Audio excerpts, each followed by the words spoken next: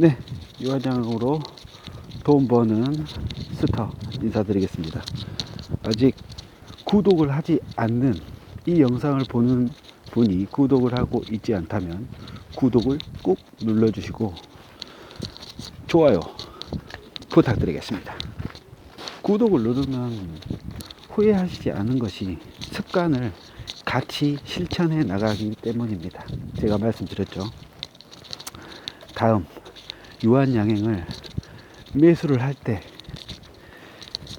가격과 수량과 금액을 철저하게 지키면서 갈 수 있다는 겁니다. 돈이 안 벌릴래 안 벌릴 수가 없습니다. 왜? 시세를 줄 때 16만원, 17만원, 18만원 줄 때 현금이 없으면 이 유한양행 시세를 이 유한양행으로 큰 돈을 벌지 못합니다. 이건 팩트예요. 오늘같이 22만원 종가를 지지를 해버리고 오늘 잠깐 내일 장이 제가 떨어진다고 했는데 큰 흐름이 21만 4천원까지 떨어진다는 것이고, 다시 한번 제가 차트를 한번 봐봤는데 내일은 반등 찬스예요. 4일 하라고 반등 준다. 근데 큰 폭이 되지 않을 것이다. 제가 바라는 시나리오는 내일 모레 이번 주 장에 한번 22만 7천원을 주면 다음 수익 이번 주 수익이 발생이 됩니다. 약 100주 정도 되니까, 정확하게 108주 정도 되니까요. 한 3주 더해서 111주가 될 거예요. 지금 제가 정확하게 영상 끄고 확인할 수가 없는데 약 한 110주 55만원입니다. 22만 7천원. 지금 평당가가 제게 21만 후반대예요. 수수료 다 포함해가지고. 근데 너무 잘한 거는 스터야, 너 정말 잘했어. 현금을 3천만원도 안 썼다. 대단하다 너. 이게 왜 대단한 거냐? 시세를 밀어버려갖고 저 끝까지, 만약에 실적 발표돼 가지고 족같이 나왔다 그러면 이거 밑도 끝도 없이 떨어지는 겁니다. 한 5% 그냥 빠져버려요. 그럼 5% 빠지는 시점에 추가로 30% 들어가는 겁니다. 내 자본에. 믿지 못하시겠다고요. 제가 보여주면 되지 않습니까? 유한양행으로 벌래야 안 벌 수가 없어요. 자, 푼돈은 뭐 한다 그랬습니까? 여기서 5천원 정도 상승해버리면 그 돈으로 월세 마냥 그냥 현금 수입 배당금 받듯이 받는 거예요. 그렇게 이 두 가지를 할 수가 있다. 내가 원하는 가격대, 금액 철저하게 지킨다. 완전 잘했습니다. 저 21만원, 22만 1천원대에 100주라 상상도 못할 가격이죠. 손이 떨려가지고 뭐 장기 투자 어렵습니다. 진짜 어려워. 이 영상을 찍으면서 다짐을 하는 겁니다. 여러분들도 다짐을 하세요. 행여나 유한양행 주식에 다시 이쪽으로 주식을 매수해 가지고 들어오신 분이 있다라면 꼭 5천원 저렴하게 사십시오. 유한양행은 이쯤으로 하고, 제가 이제 부동산에도 관심이 있죠. 부동산에서 가장 존경하는 유튜버는 램군 TV를 운영하는 램군 형님입니다. 이 사람이 진짜 착해요. 그냥 선함이 묻어나와. 어디에? 영상에. 그리고 부의 디스커버리라는 그 카페, 디스커버리 블로그, 정이 넘칩니다. 그냥 퍼져요. 자기의 노하우로.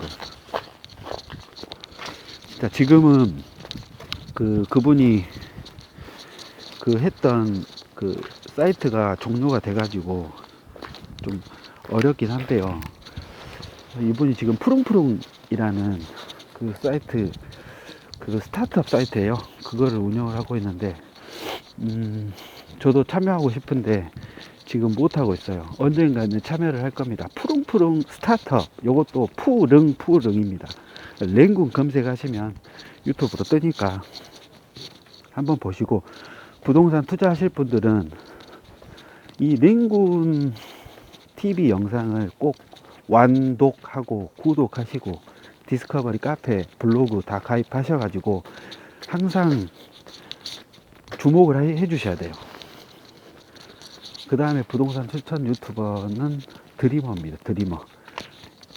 이분은 영상을 많이 올리진 않아요. 다독다독이라는 그 책 읽어주는 팟캐스트 운영하고 계시고요. 빠숑 형님이랑. 빠숑 형님은 제가 개인적으로 뭐 별로 그닥, 그분 강주시장 잘 몰라요.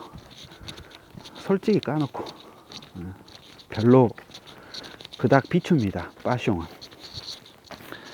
근데 이분이 이제 부동산 그 관련해서 유튜브 올려놓은 영상이 한 5개인가 핵심적인 것이 있어요. 그거 마스터 해야 됩니다. 1000번 보셔야 돼요. 그거 보시고 그 다음에 이제 그분이 올리는 부동산 시세, KB 시세 제가 말씀드렸죠. 블로그. 근데 빠숑도 사실 시세 흐름이나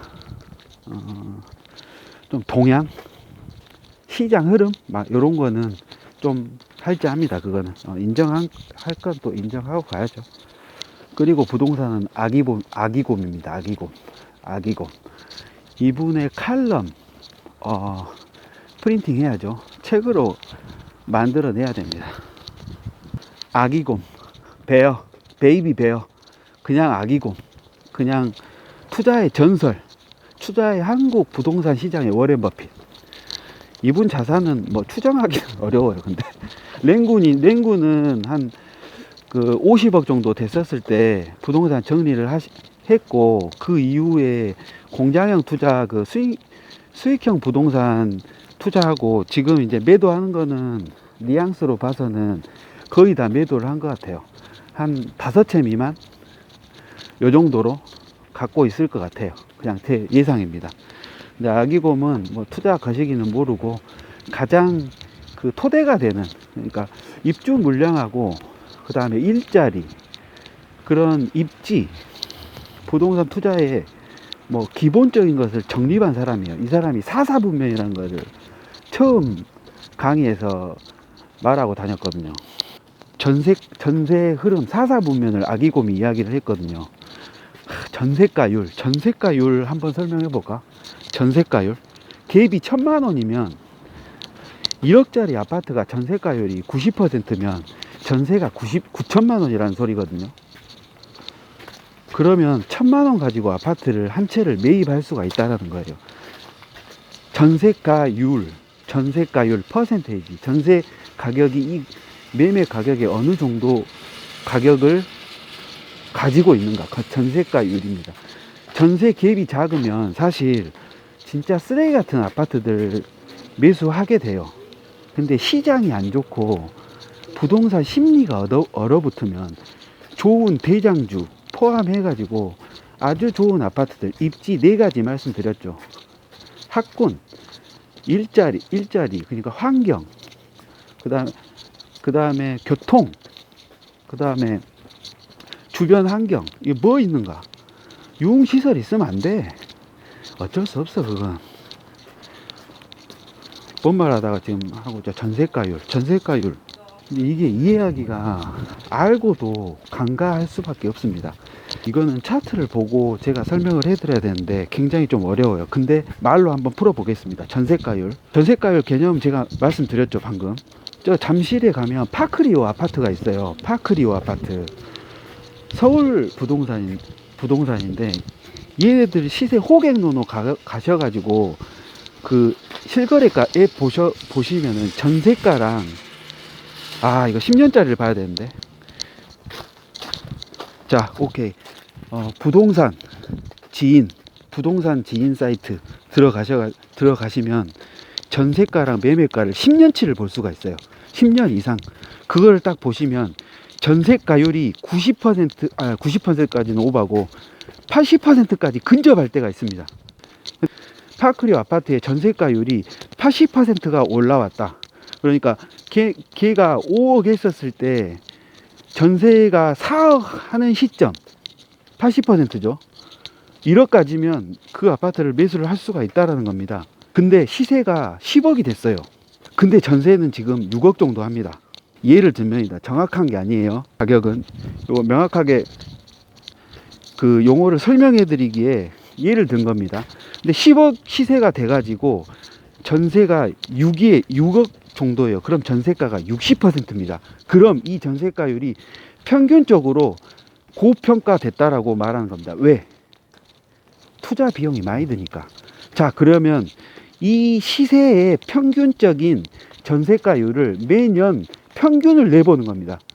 이 평균적인 데이터, 이 전세가율이 보통 서울 아파트들이 뭐 60% 정도 되는데, 파크리오가 예를 들면 평균적으로 전세가율이 60%라고 했었을 때, 전세가율이 65%, 아니 예를 들면 70%까지 올라왔을 때 10% 정도 저평가됐다라고 말을 하는 겁니다.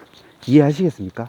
굉장히 어려운데 여러 차트를 보면서 시세가 어떻게 이동했는지 확인을 하면 더욱더 효과적으로 알 수가 있습니다. 제가 말했죠.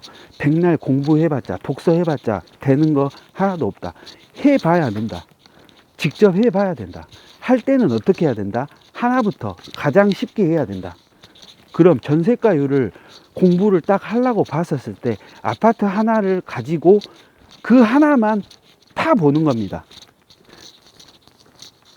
전세가율 하나만 가지고 그 아파트를 파보는 겁니다. 그러면 시세 파악하고 그 다음에 전세가율 파악하면서 아 이때 올라갔구나 하면서 공부를 해보는 거예요. 복귀, 과거의 시세를 한번 돌아보는 겁니다. 투자금이 많이 드니까.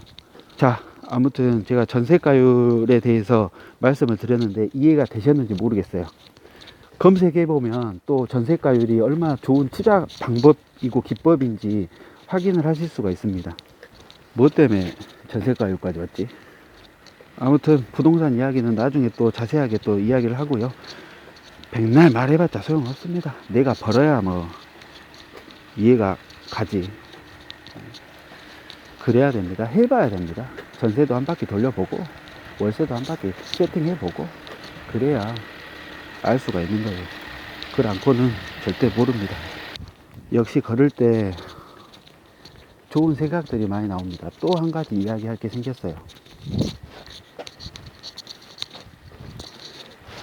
우리가 보통 돈을 부동산이나 주식으로 벌었다 했었을 때 그 사람의 돈 버는 것만 생각을 할 수가 있어요. 근데 자산을 취득을 하고 뭔가 큰 돈을 벌었다는 것은 그만큼 이유가 있다라는 겁니다. 굉장히 큰 고통이 있어요. 일례로 강주의 무등산 아이파크 처음에 분양했었을 때 피가 초피에 5천만 원이 붙었습니다. 무등산 아이파크 그 작 같은 환경의 아파트에 브랜드 아파트가 들어선다고 했었을 때 사람들이 뭐라고 했냐면 이 아파트를 왜 피를 주고 사야 되냐라고 일반 사람들은 그렇게 생각을 했었어요. 그때 무조건 분양 넣어라 했었을 때 저 콧방귀 꼈습니다. 시세 2억, 현금 2억에 나머지 대출, 5년 지난 후에 그 가격은 8억 초입, 매도 완료했어요. 잔금 다 들어왔습니다. 제가 확인했어요. 근데 그렇게 벌었던 이 놈이 저한테 하소연을 했던 거예요. 그때 진짜 죽음 줄 알았다고. 왜? 이 대출이란 거는 무섭습니다. 리스크. 그래서 자기가 받을 수 있는 한도만큼 항상 대출 레버리지는 일으켜야 돼요. 후덜덜 했겠죠. 아무튼 무슨 이야기 하다가 지금 갑자기 무등산 아이파크가 나왔지. 아무튼 그런 이야기가 있었습니다. 기회. 돈 버는 사람은 그 나름대로의 고충이 있었다. 근데 그 열매는 존나 달다. 씨발. 존나 달다. 존나 달다 진짜. 옛날 그 초입 영상 때 올린 것 중에 제가 현금 1억 모으는 1억 자산을 모으는데 시간이 6년 4개월 걸렸다 했잖아요. 더 빨라진다. 존나 빨라진다 진짜. 걔도 그 아이파크 매도한 놈도 진짜 돈 아끼고 근검 성실한 얘기예요 진짜로. 얘기라 해서 미안한데 그만큼 투자 리스크에 대한 그 엄청난 고뇌가 있다. 머리 다 빠집니다. 매도하면 완전 천국이죠. 그런 고충이 있다라는 겁니다. 그래서 돈 많은 사람들, 돈 번 사람들은 존경에 맞이 못해야 돼요. 이건 팩트입니다. 이건 인정해주고 가야 돼요. 안 그러면 이건 쓰레기예요, 쓰레기. 욕하고 돈 많이 벌었다고 욕하고 막 그러면 안 됩니다. 이 사람 왜 돈 많이 벌었지? 역시 달라. 칭찬해주고 그 돈을 어떻게 벌었는지 물어보고, 친하면 친할수록 물어봐야지. 다음에 또 생각나면 분양권 도사 이야기도 또 해줄게요. 저는 뭔 도사냐? 요한양이 도사죠. 맞습니까? 이제 보여줘야죠. 오늘 방송 여기까지 하겠습니다. 오늘 걷기 운동 30분 마무리 됐어요. 여기까지 할 겁니다. 굿바이. 좋은 밤 되세요.